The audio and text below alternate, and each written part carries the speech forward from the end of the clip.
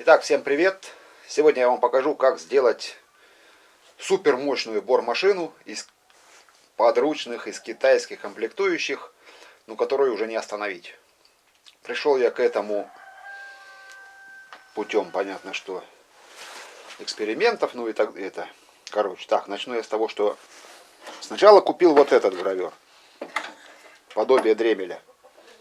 Да, на нем там по стеклу и так далее работать можно, ну, художественное в основном, потому что хоть им напрямую, хоть гибким валом, вот этим вот с него что-то обрезать, где-то какой-то болт в машине подлезть там или еще где, проблематично очень. Специфический инструмент, ну и высокие очень обороты и так далее. Потом, насмотревшись роликов на ютубе, пару месяцев назад взял вот эту уже штуку. Аналог Хильды, только единственное отличие от Хильды, что вот это вот место у нее закрывает полностью патрон. На Хильде вот здесь зубцы выглядывают, а здесь полностью закрывает. Но это уже машинка, да, рабочая лошадка такая. В нее уже можно поставить более-менее нормальный диск, что-то подрезать, облезть, ну, подлезть. Это уже хорошо. Единственное, что вот это вот недостаток, почему я от нее пошел к самодельной бормашине. Все-таки коллекторный двигатель переменного тока. Высокооборотистый, а момента на валу мало. Заявлено 400 Вт, но по сравнению, например, с движком от стиральной машины вообще никуда она не пляшет. Потому что, по-моему, мое мнение такое, что такие двигателя все-таки рассчитаны больше на инерционное движение, то есть пылесос и так далее, без сопротивления на валу. Ну, нормально, она уже работает, например, вот такими фрезами по дереву. Ну, это фреза для мягких металлов, ну, ими работают и по дереву. Она грызет более-менее уверенно уже дерево. Единственное, что обороты гуляют очень. Только прикоснешься, сразу чувствуется, что обороты гуляют. А во-вторых, вот у меня сосед любит болгаркой тоже, как я, побаловаться, поиграться, попилить. И вот когда он пилит через дом от меня, на этой машинке обороты играют. Очень он чувствует.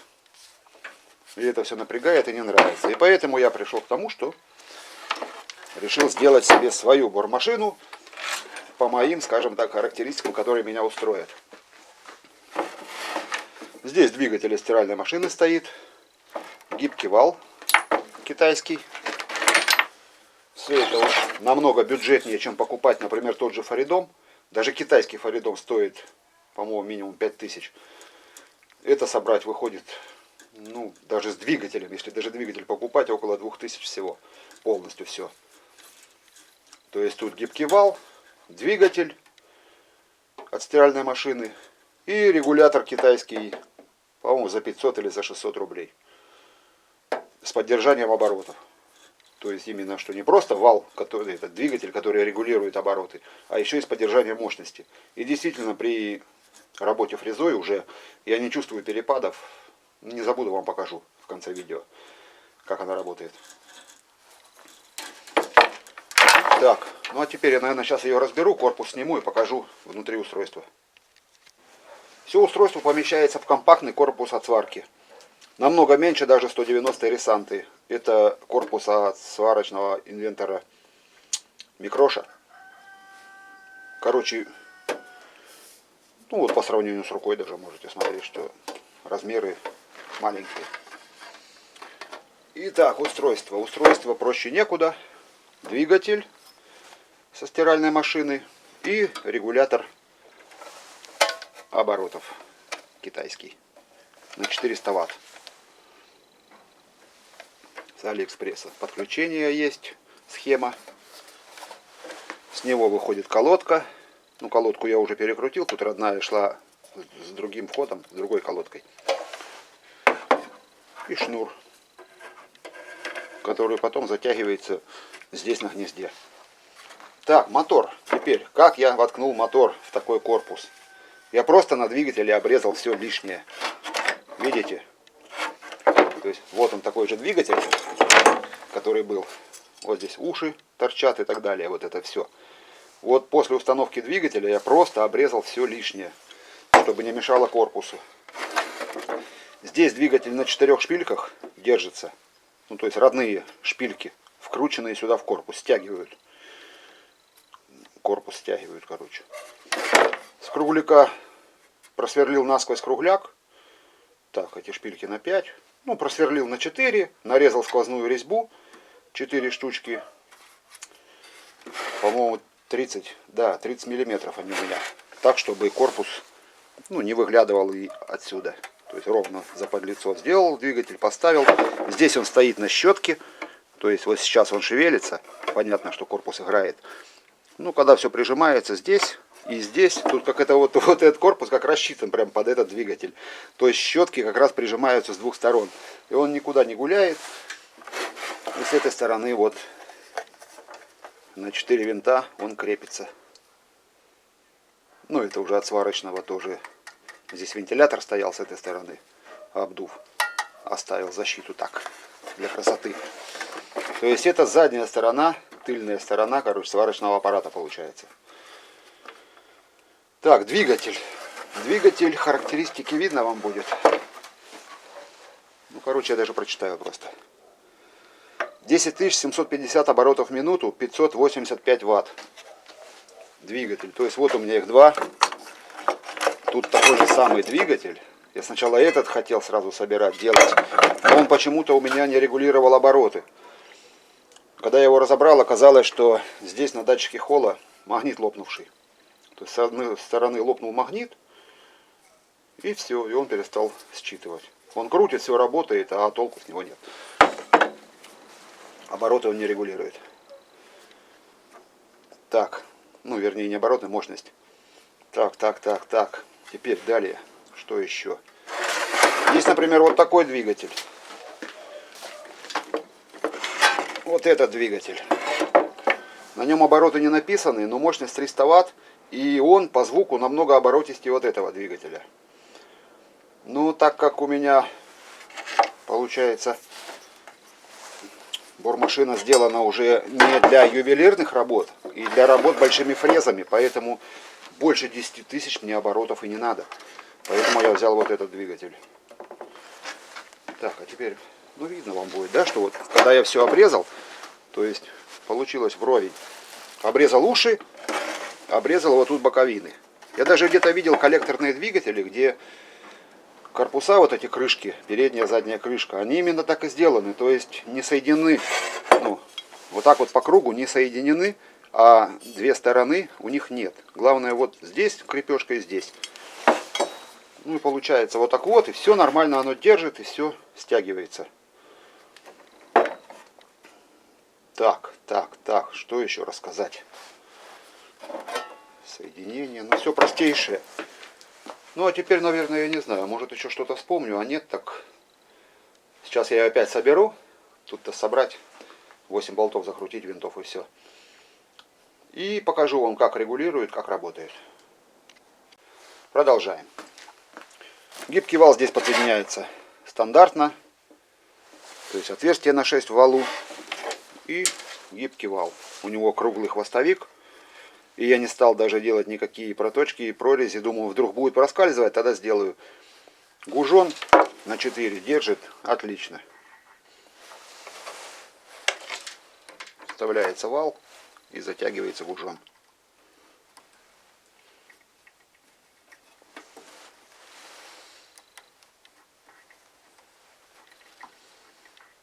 Опа. Отдай. Вот и все готово. Можно начинать испытание. Так, испытание полностью.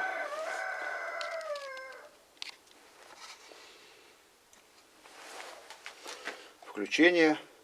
Так, здесь есть одна особенность характерная в этом регуляторе. При включении вал дергается. И на ютубе многие пишут, что, ну, читал я и комментарии, и так ролики смотрел, что там стоит конденсатор, который нужно обрезать, и никакого дергания не будет. Ну, мне в этой машинке он не мешает, это дергание при включении. А конденсатор, я думаю, все-таки для чего-то поставили. Поэтому не стал я ничего обрезать. И такое легкое неудобство, это даже не неудобство. Вы сейчас увидите. Когда я включу, он дернется. Вот и все.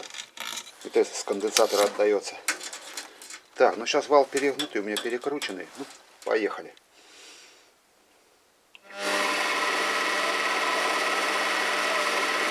Да, еще. Так, что я хотел еще сказать. Благодаря тому, что на двигателе, ну, 11 тысяч, там почти 11 тысяч оборотов, 10 будем считать. И здесь регулировка до 9. До 9? Нет, до 10. Раз, ну, короче, по цифрам расписано до 10. То есть можно примерно представлять, сколько оборотов по этому регулятору. Не просто прибавлять, а стоит на пятерке, значит где-то 5,5.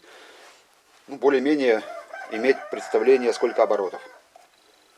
То есть здесь получается не просто скоростя, первая, вторая, третья, четвертая, пятая, шестая, как на бормашинах китайских. А здесь можно даже, я же говорю, иметь представление, сколько оборотов на шпинделе. Так, все, поехали. Ну вот, например, сейчас 3000 оборотов. 4, 5. Вал перекрутился. Так, ну сейчас она, смотрите, поднимаю, она не сильно гудит. Это просто она гудит, потому что стоит на фанере, играет.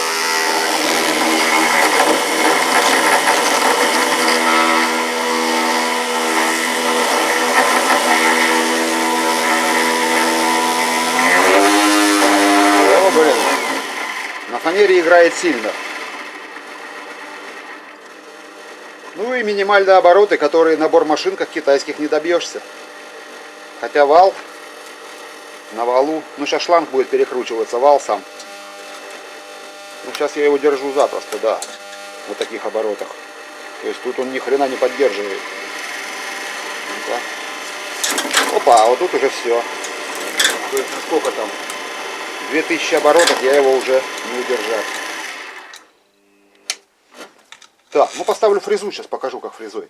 Потому что здесь перед камерой он у меня вот скручивается здесь. Только я его притормажу, он сразу скручивается. Надо, чтобы он ровно был. Сейчас фрезу поставлю, попробуем по дереву точнуть. Ну вот, сейчас установил машинку на пол. Как раз послушайте, какой звук, и поработаем по дереву чуть-чуть.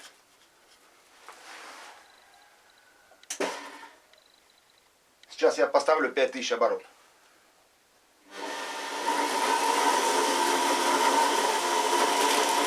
Вот, 5000.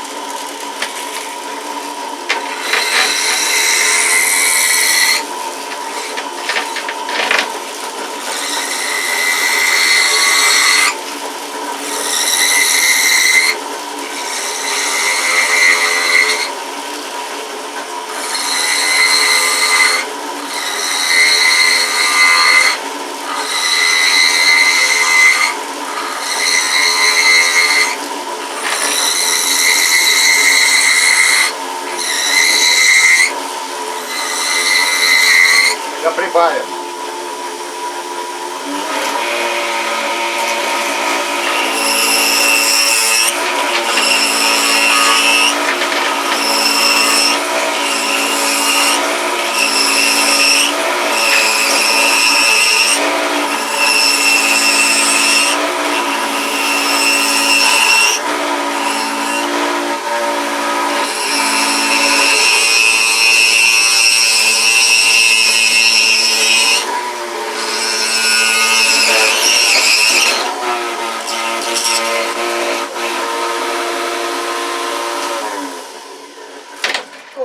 Ну вот такие дела. Короче, давил до тех пор, пока не скрутила вал.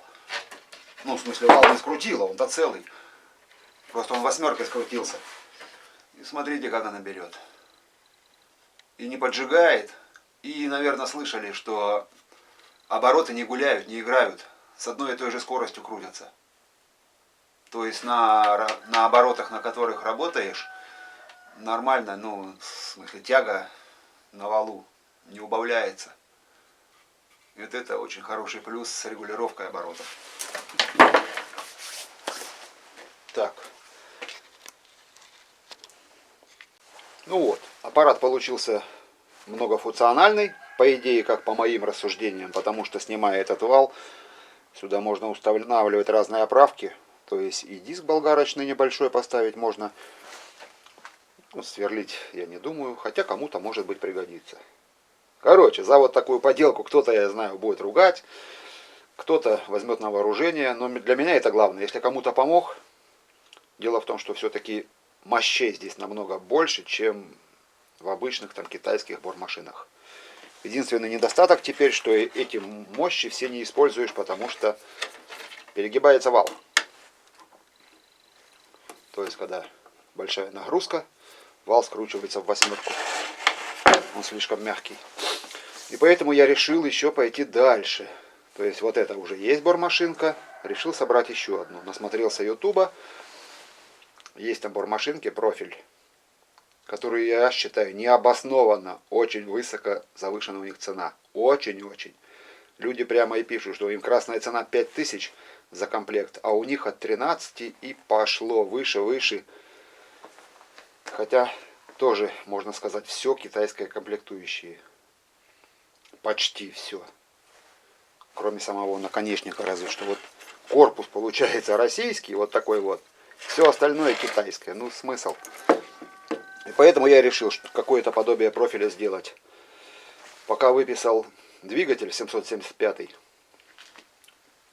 чтобы сделать сам наконечник, ручку. То есть наконечник, получается, он уже есть. Вот он, наконечник. Единственное, что тут надо будет замудрить соединение с двигателем. Ну, вот эта крышка снимется. И соединение. Муфту на двигатель сделаю. Двигатель я выписал от 12 до 24 вольт. Короче, должен быть нормальный движок. Долго искал, потому что их 775-х очень много модификаций с разными оборотами, с разными скоростями и так далее. Даже вот на канале Навигатор люди в комментариях доказывают, Денис, по-моему, ведет его, канал этот, от профиля. Или он изготавливает сам профиль, разрабатывает. Вот, он доказывает, ему люди доказывают, что у вас стоят обычные китайские движки. И он всем отвечает, там обмотки другие, там еще что. Да просто нужно, ребят, правильно искать двигатель. Не просто 775 купил первый попавшийся и все. Есть страницы в Алиэкспрессе, где этих двигателей на одной странице при заказе, да с десяток, наверное. И там расписаны двигателя, какой вам надо. 3000 оборотов вам надо или 30 000 оборотов. Чем меньше оборотов, тем больше будет тяга. Ну и Денис говорит, что у них двигатель 10 000 оборотов. Вот такой я и выбрал. 9500, по-моему. Так, ну а пока идет двигатель, собираю блок к нему. Блок питания, который будет и аккумулятор заряжать. Это я уже от бормашинки от этой отхожу. Вернее, уже отошел. Блок питания у меня будет с бесперебойника. Сделан основной элемент трансформатор. Ну а дальше диодные мосты. Потому что, опять же, на китайских управление будет китайское. То есть вольт-амперметр и регулятор напряжения здесь стоит. Так, ну ладно, это я уже отвлекся. Все, меня понесло. Я его просто собираю. Пока придет двигатель, я собираю блок. Ну, он уже работает, выдает 30 вольт. Все нормально. Осталось тут по мелочевке конденсаторы подобрать и так далее. Все, всем, кому понравилось видео, ставьте лайки, подписывайтесь на канал. Кому не понравилось, пишите гневные комментарии. Люблю я вам поотвечать гневным. Все, ребят, всем пока.